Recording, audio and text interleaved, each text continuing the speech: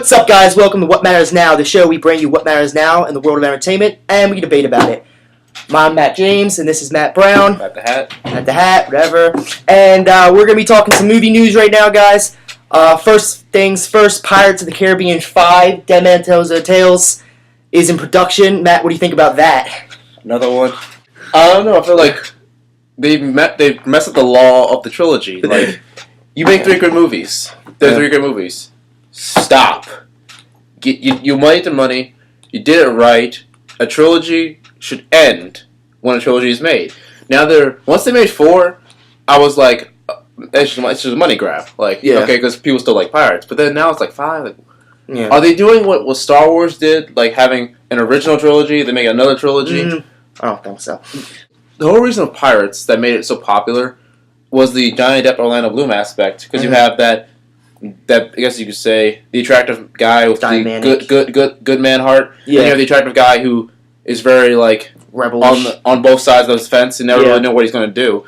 And that's what made it so great. But before it was just Jack doing. They definitely were missing. They were definitely missing Orlando Bloom in the Pirates of the Caribbean 4. That guy and the mermaid. That dynamic. I don't even know their names. You know, it's like. They that didn't work out, and they're probably going to scratch that whole idea with the 5th one. I don't believe he's in it at all.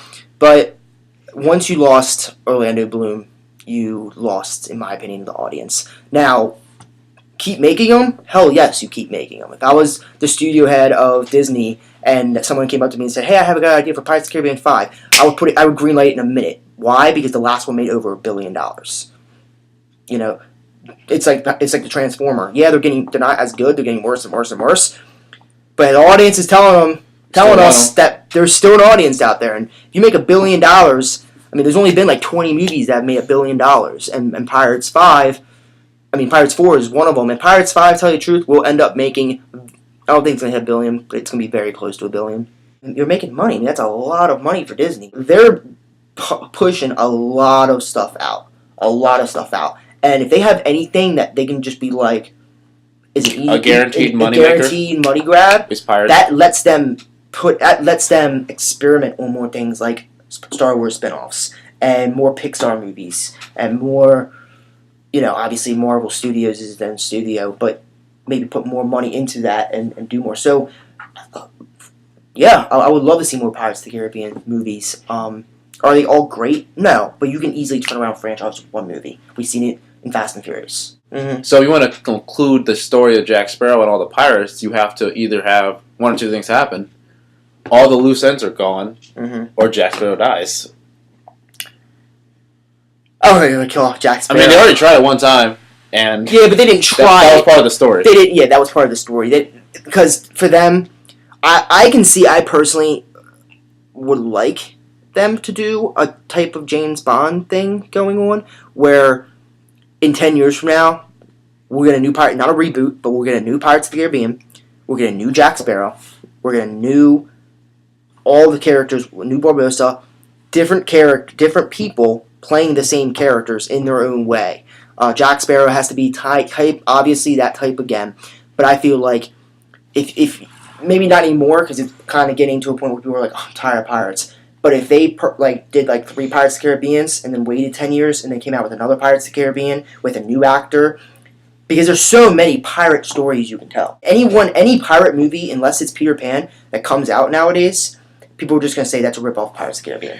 Well, also... Much like, that could be, that's a ripoff of Star Wars, or that's a ripoff of Lord of the Rings. So there's so many pirate tales you can tell. You have Disney and Pirates of the Caribbean, their trademark and their identity. The name will already make you a bunch of money. All you need to do is make a good story.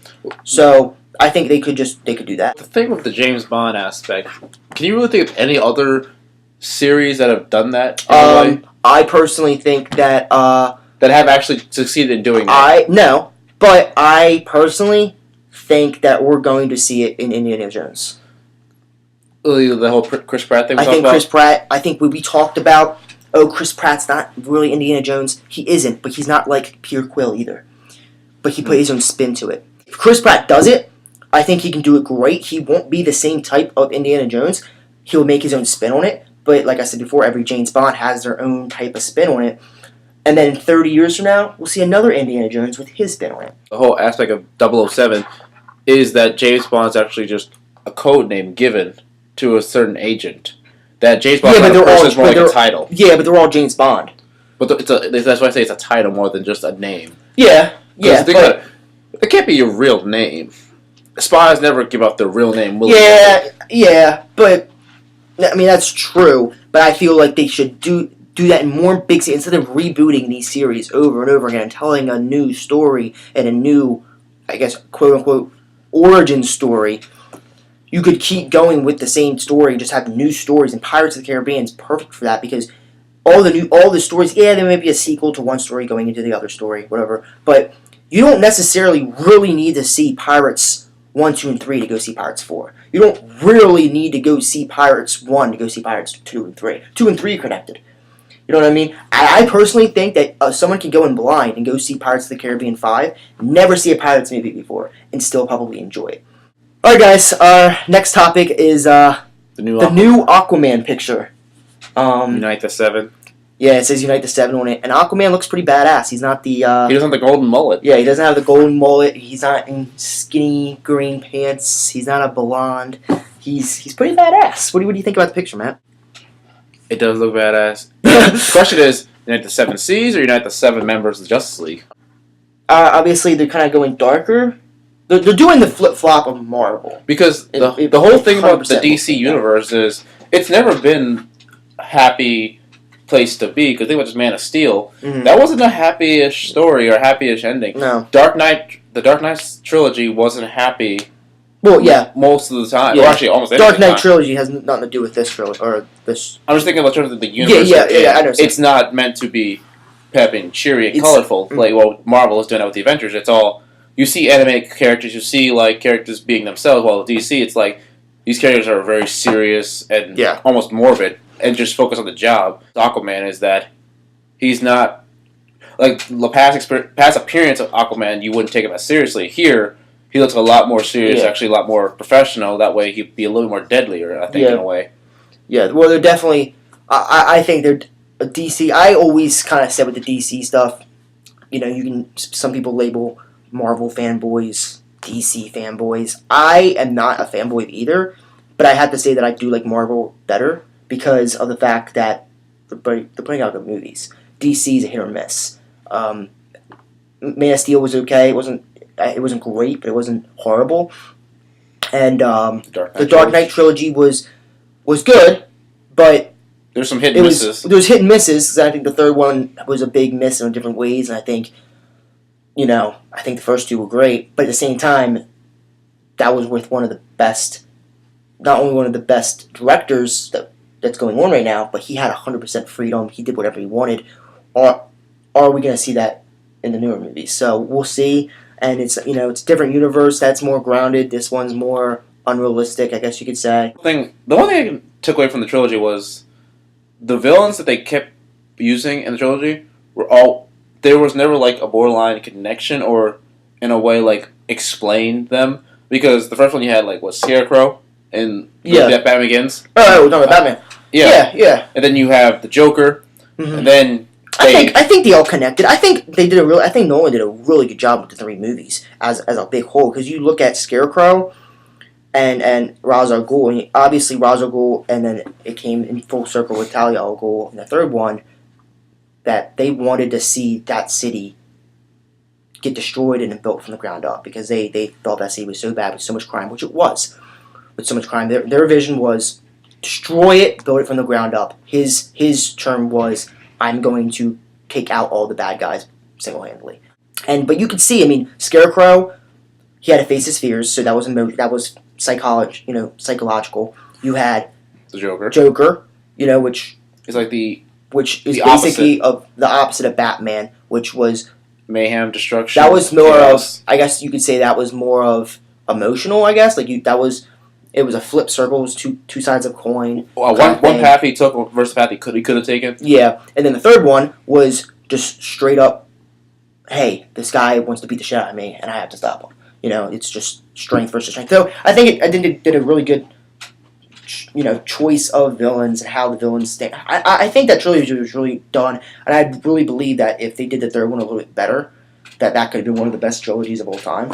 I just feel like they're making it very realistic. If you told me 2 weeks ago, yeah, they're making an Aquaman movie. We already know they're making an Aquaman movie, and he's gonna be in Justice League and stuff. Most people probably thought, really, how is Aquaman gonna even fit in this? Now, just one picture made me personally, like I said before, if you put out a Justice League movie and an Avengers movie on the same day, or much like they were going to do before, Batman vs Superman and Civil War were going to be on the same day.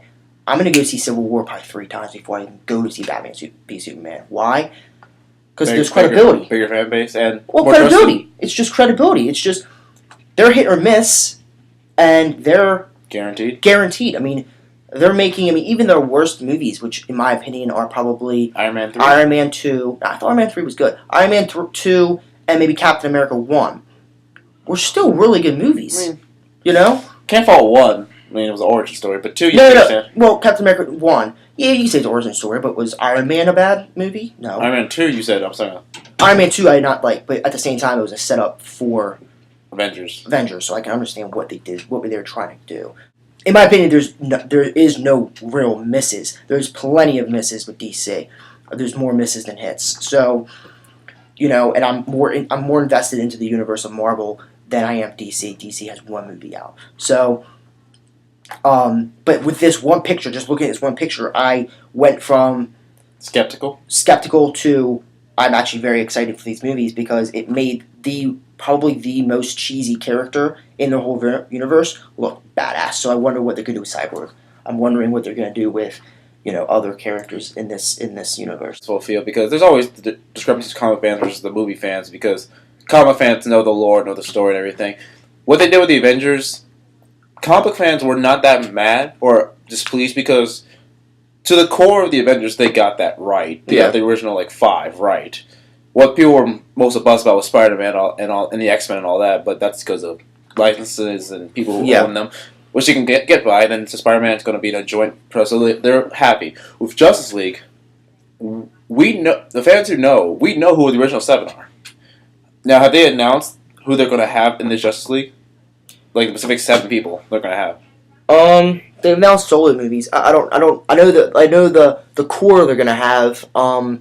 But we don't know. I mean, confirmed. The obvious ones are obviously Spider-Man. Superman, Batman, Wonder Woman, Aquaman, Green Lantern, Cyborg. Wasn't Shazam making a movie? Shazam is making a movie, but they're in talks about coming out with movies, but they're not in the cinematic universe. So they're just movies. They're just movies by themselves, but they've talked about it. I don't think it's confirmed or anything.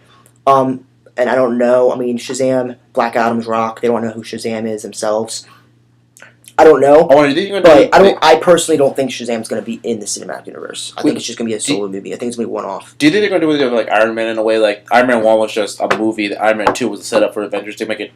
Shazam 1 is just him by himself. Shazam 2, if they make it 2. I don't think Shazam doesn't fit, dude. I don't think Shazam fits at all Shazam, for those who don't know, Shazam is about a little boy that gets this magical spell, basically, and he goes from a boy to a big superhero, back down to a boy to a big superhero, and it's it doesn't fit with what they're trying to do and setting the tone. Can you see Superman and Aquaman and what they look like, and then you see this little boy running around and he turning into this big superhero? It's just not the same tone, and I personally think it should be a one-off. I wouldn't mind seeing a bunch of one-off little things, because there's a lot of DC, there's so much DC individual characters. Material they can use that just doesn't fit what they're trying to do in DC, because they're trying to go for a darker, more grounded tone, and there's just some things in DC, like Martian Manhunter, Teen Titans, stuff like that they can do with a bunch of one-offs, but they just don't fit with that DC universe. And they would make a lot of money, especially if they can go with their brand. Are you on this side? Yes, we're on the right side. We've been over this so many times.